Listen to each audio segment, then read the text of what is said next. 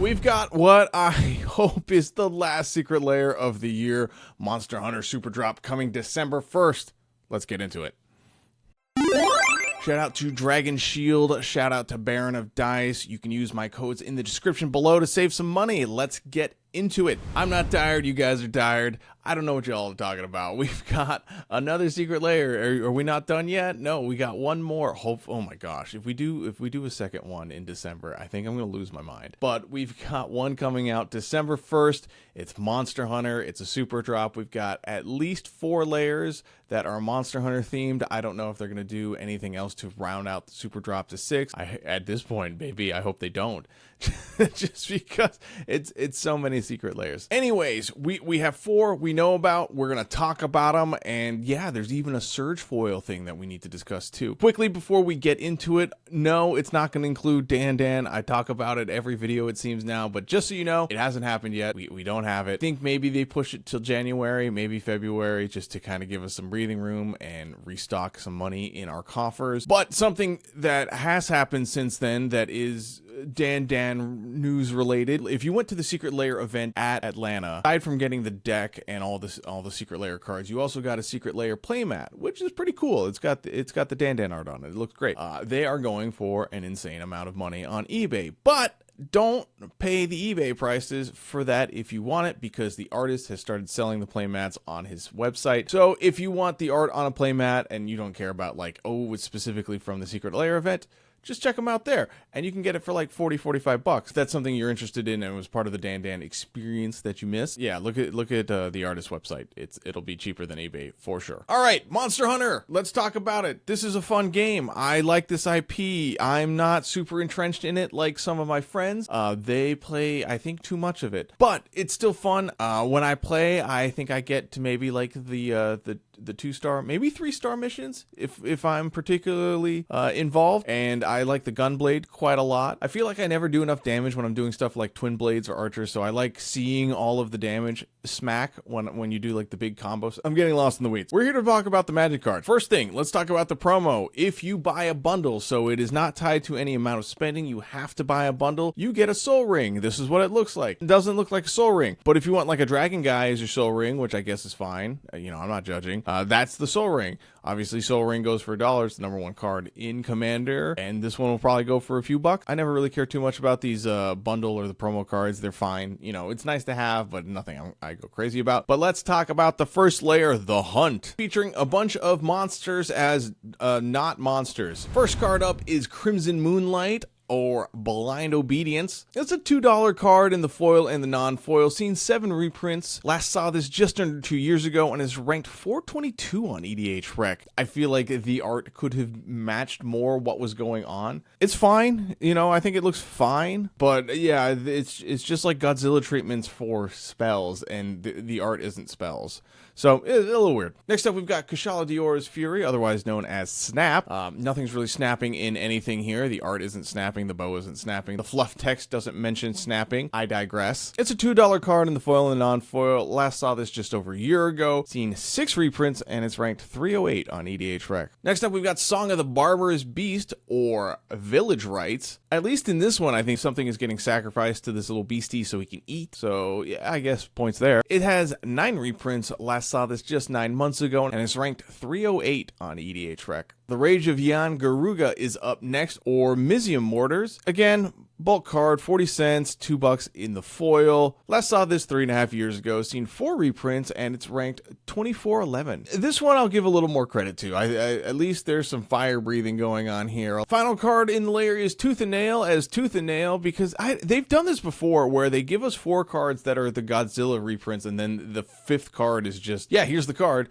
We didn't bother give it a weird name. Here you go. That's fine. I just don't understand the logic to any of this, but whatever. it's a $1, $1.50 in the foil. Last saw this just over 2 years ago. Seen 4 reprints, and it's ranked 2613 on EDH Rec. Something to note, all these layers are going to be in both English and Japanese, so if you are a fan of the Japanese text, You can get every single card in that. That's pretty cool. If you're doing it for financial value, don't. The Japanese cards tend to not do nearly as well as the English ones, but if you want the Japanese language, then it's there and available for you. Looking at the singles prices for this layer, it is pretty abysmal. We've got $5.43 in the non-foil, $10.31 in the foil. That's rough, buddy. That may be a different IP, but whatever, we're moving on. Financial rating for this is a 1. Reprint value is definitely not here. Playability, that's here. That's a 5. All these cards see a lot of play. Always love a playable layer. That's how you get to show these things off, so that's good there. Art, I gave a 3. That's not to speak to the art is bad. I think the art actually looks really nice. I just don't think it makes any sense. It's just the monsters for the most part, but they look really good. I think Tooth and Nail is probably my favorite. I think the Blind Obedience, even like the dragon, is super pretty. I just don't get why it's a dragon. It doesn't make any sense. Make it make sense. Total rating for this layer is a 3.3 in the non-foil and the foil. It's good. It's okay. It's not great. Not my favorite, but maybe the next layer will be a little better. Next layer up is the Hunters, and now we've got some art that makes a little more sense here. We've got some Godzilla treatments, and first one up is Dual Bladed Hunter, or the Grand Abolisher. This is a great reprint. We love to see that. $10 card, $12 in the foil. Last saw this a year and a half ago. We've had 9 reprints of it, and it's ranked 248 on EDH Rec. Definitely a solid include. Love to see it. Next card up is Hero of Hoarfrost Reach, or Archaeomancer, one of my personal favorites. It's a 20-cent card though, $3 in the foil. Just saw this a year ago, has 8 reprints, and it's ranked 917 on EDH Rec. Arkaguga Stalker is up next, or Grim Haruspex. It's a $1 card, $5 in the foil.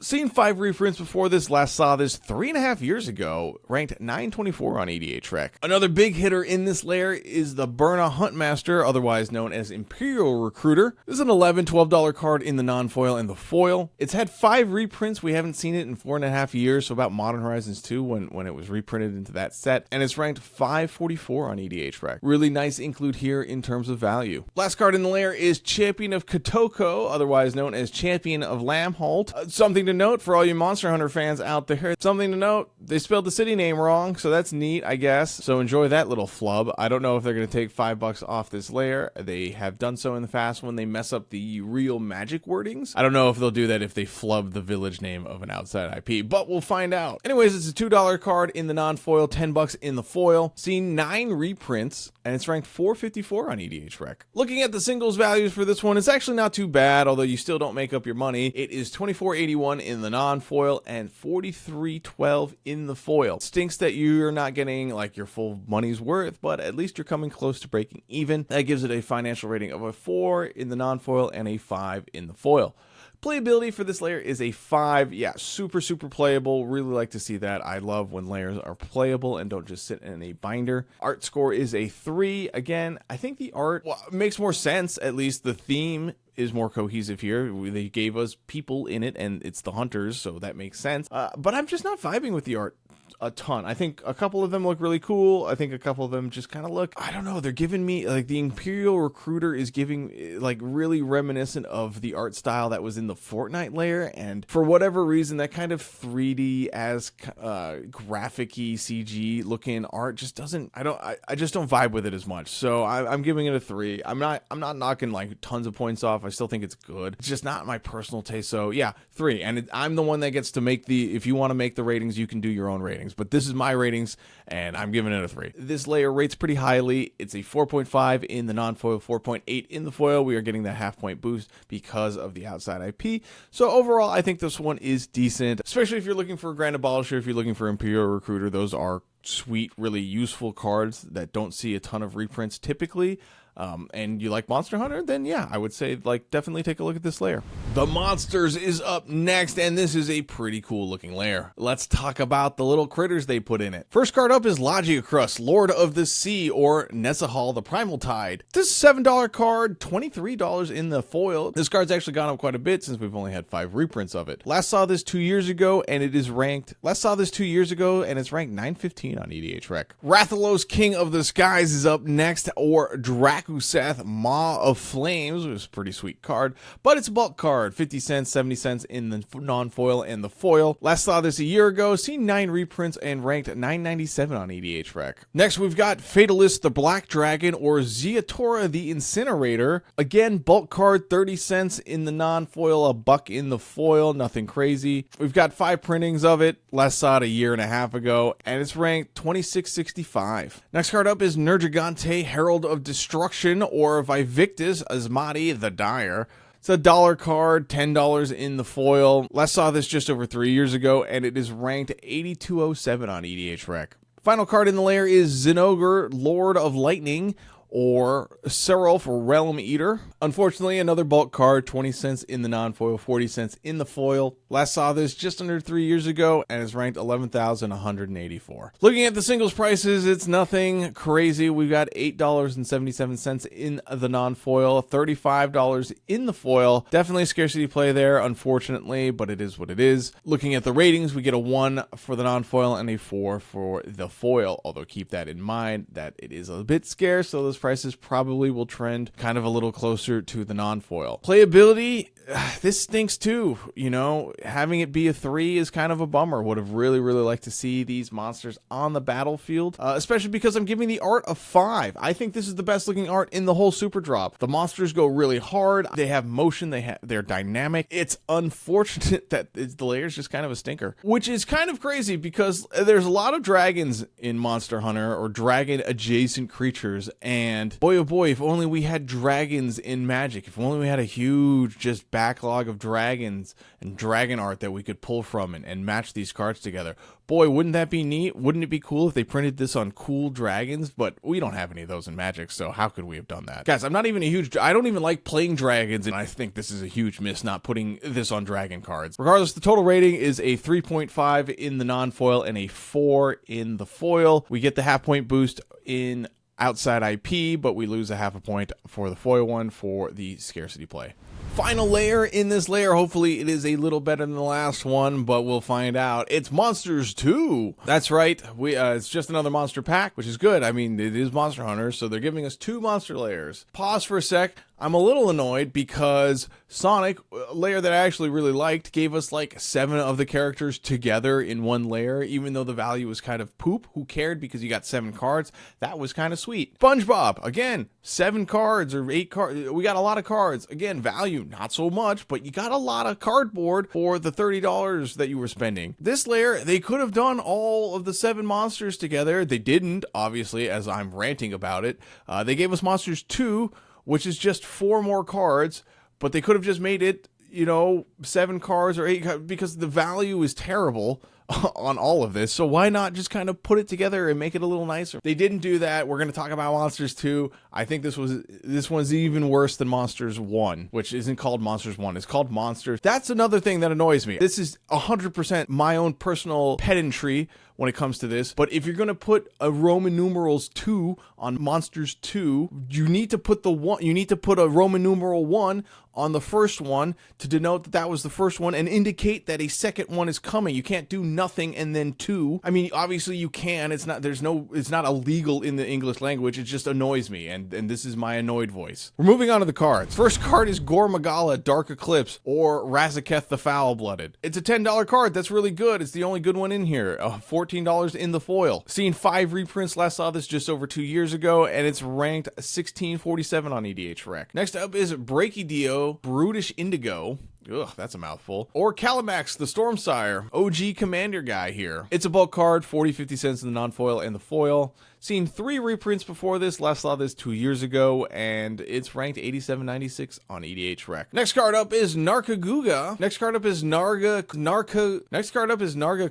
Ever-Present Shadow. It didn't take me 4 takes to get that right. Or Wazitora Nakoro Queen. Again, bulk card, 50 cents, 80 cents in the foil. Seen 3 reprints before this. Last saw this just over 3 years ago, and it's ranked at 95.27 on EDHREC. Final card in the layer, and why I was annoyed is because it was only 4 cards, not 5. It's Velkhana Silver Sovereign or Amarith the Lustrous. 20 cents, 50 cents in the foil. We had a single reprint before this 5 years ago, and it's ranked 10,301 on EDHREC. So we've got 2 real big stinkers in terms of playability, one in this layer, one in the previous layer. Kind of sucks, but let's take a look. Maybe the value, maybe I did the math wrong. Maybe the singles prices are better. They're not. It's $11.56, $15.88 in the foil. You're basically overpaying for Razaketh because this whole layer is just only his value, which is $11 essentially.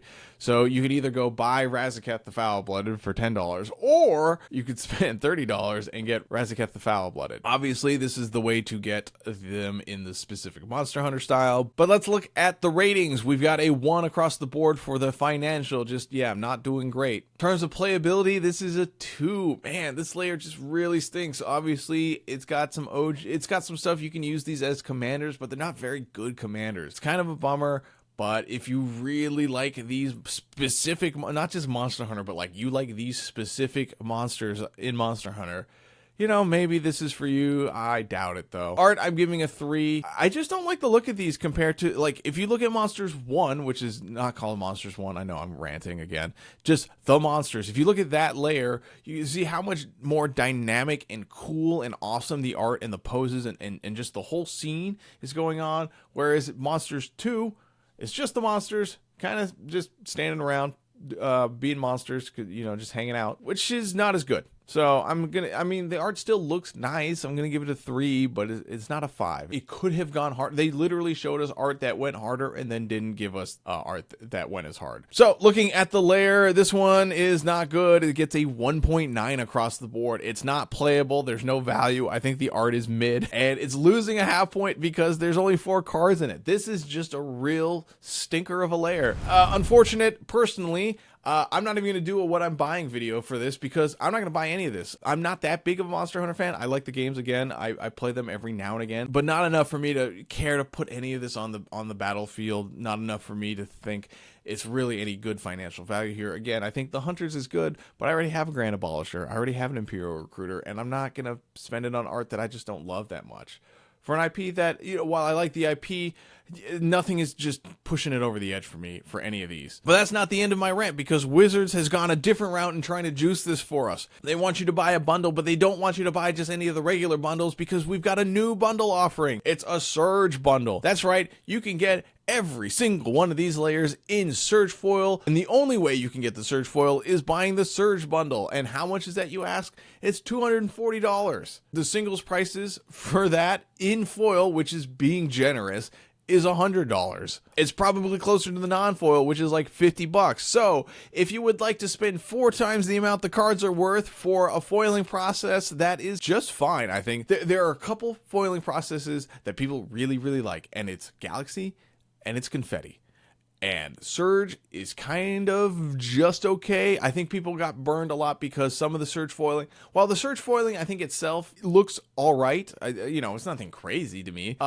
Was it a step above regular foiling? I guess. But a lot of the early Surge foils were very pringly. And a lot of secret layers are kind of pringly. So I think people are going to be kind of weary about buying a Surge secret layer, especially for a price that is 4x the reprint value of the cards themselves. That's a tough sell. I'm sure some people will still try and scalp out on it and be like, yeah, this is the new thing, man. Gotta get all the Surge bundles. Good for them. I think that's an easy pass. In fact, I'm not even going to do a what I'm buying video because I don't have to, because I only ever do them to be transparent and let you know what I'm buying. But this is easy because I'm not buying any of this. If I do, I'm still probably going to get in the line in case someone else, my friends, breaks down and wants one of these things. I'll buy something for them, but I'm not buying any of this for personal use. I'm not buying any of this to hold on to for a gift later or anything. Yeah. This is an easy pass for me. Don't even have to shoot a second video on it. So I guess that's great. Anyways, that's all I got for you guys today. We've got some more cool stuff coming. I got the Commander bundle video coming up. We've got some other stuff in the works, fun things, some collabs coming up. So stay tuned, hit the like and subscribe buttons. That really helps the channel. Sorry for ranting so much in this video. I don't know what got to me today, but yeah, I'm just gonna put it on the camera, and if it makes it into the edit, that's neat. Anyways, I'll see you guys in the next one. Bye.